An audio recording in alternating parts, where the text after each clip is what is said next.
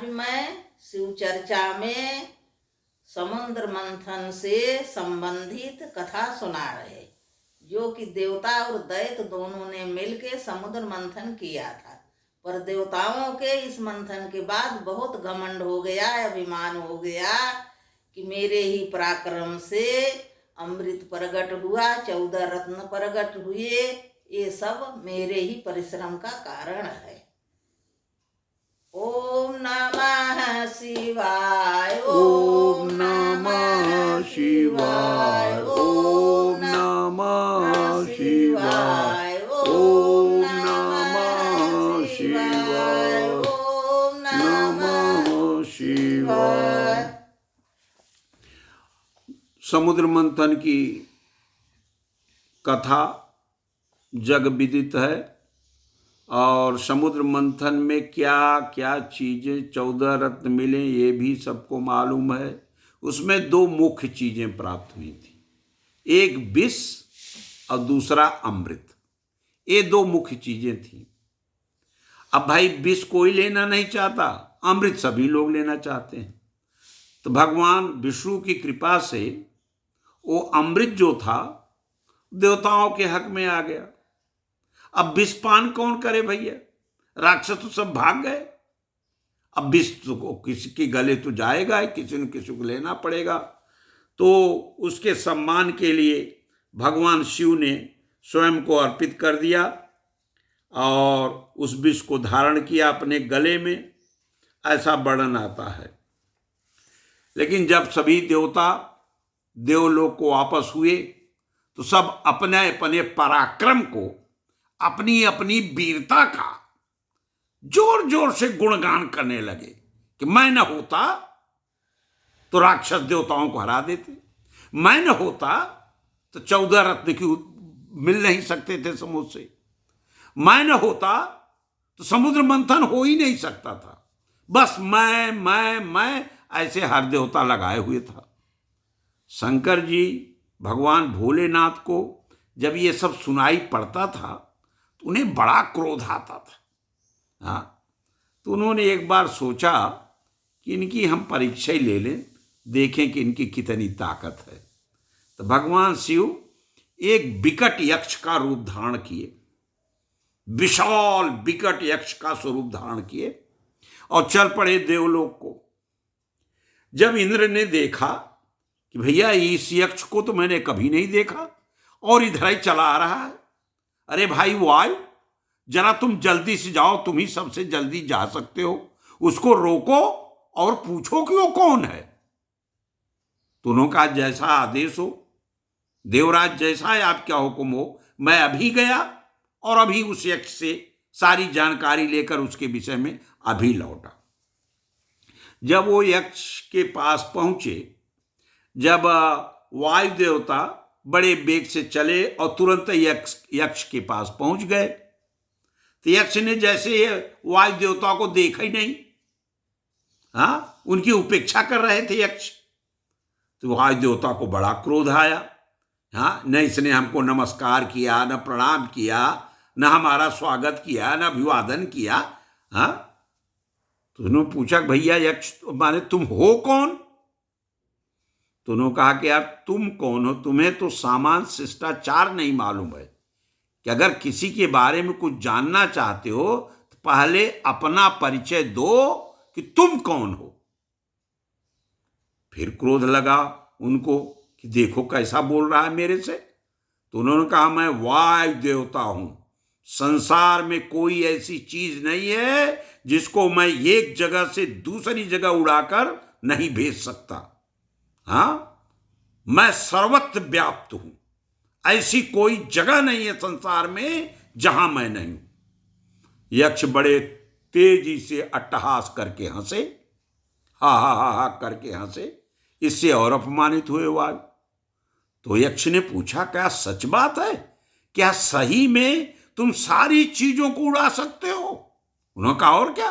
कहे अच्छा देखो एक घास का तिनका मैं उखाड़ कर रख दे रहा हूं तुम्हारे सामने, अब तुम इसे मुझे उड़ाकर दिखाओ तब मैं तुम्हारी बात सच मानूं। तो पहले तो वायु देवता बड़े अपमानित हुए करे कोई बड़ा पहाड़, कोई बड़ा विशाल वृक्ष उड़ाने के लिए आदमी कहता, यक्ष कहता, तो मैं वो काम करता।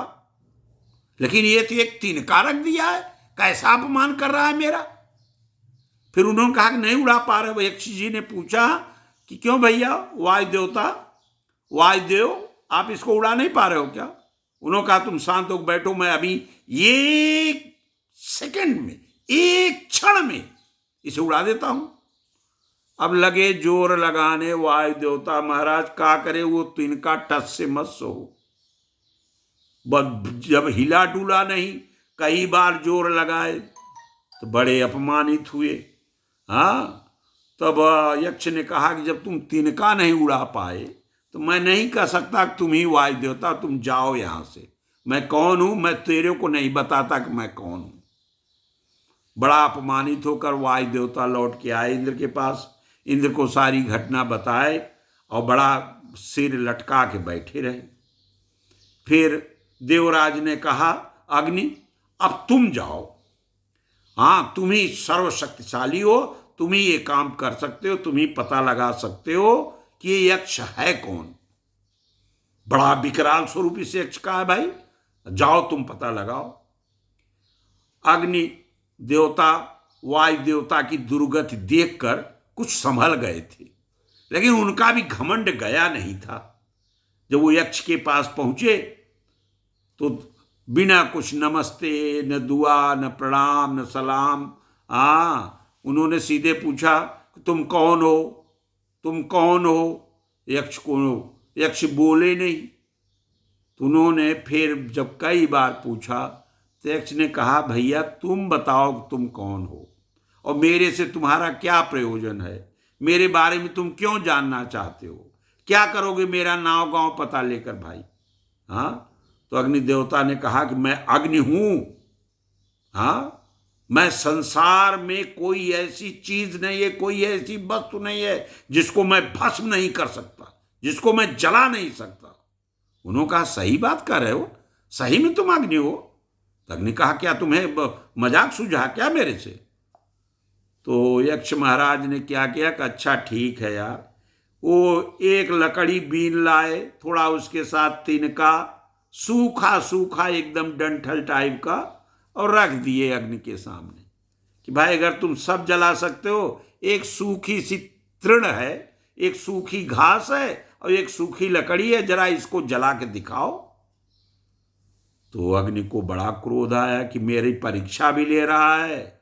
हाँ, किसी विशाल भवन, किसी बहुत बड़े लोह, किसी बड़े भारी धात को जलाने के लिए कहते, अब ये तिनका जलाने के लिए कह रहा, अच्छी परीक्षा ले रहा। फिर भी अग्नि ने कहा ठीक है, मैं भी एक क्षण में इसे जलाए देता हूं।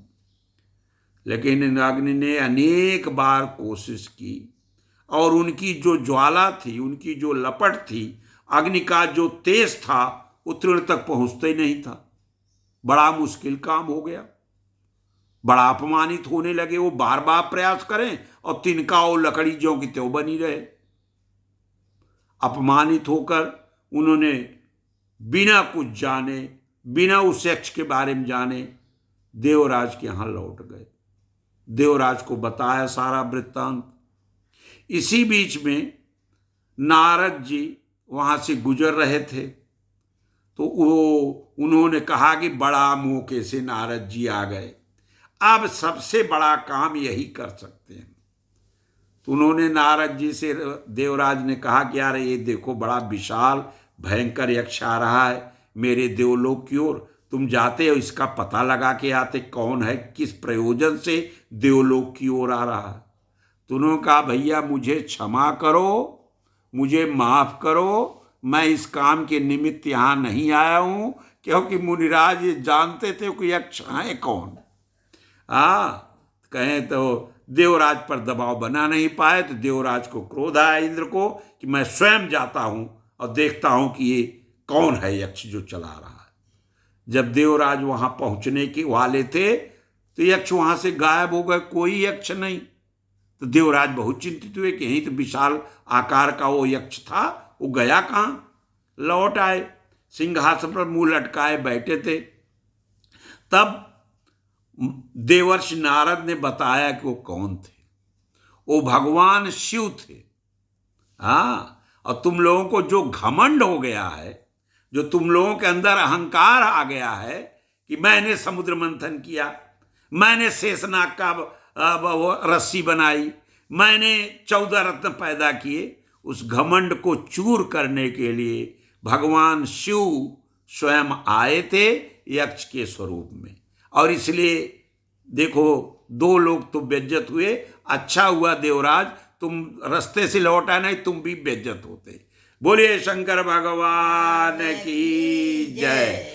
ओम नमः शिवाय, ओम नमः शिवाय, ओम नमः शिवाय, ओम नमः शिवाय, ओम नमः शिवाय।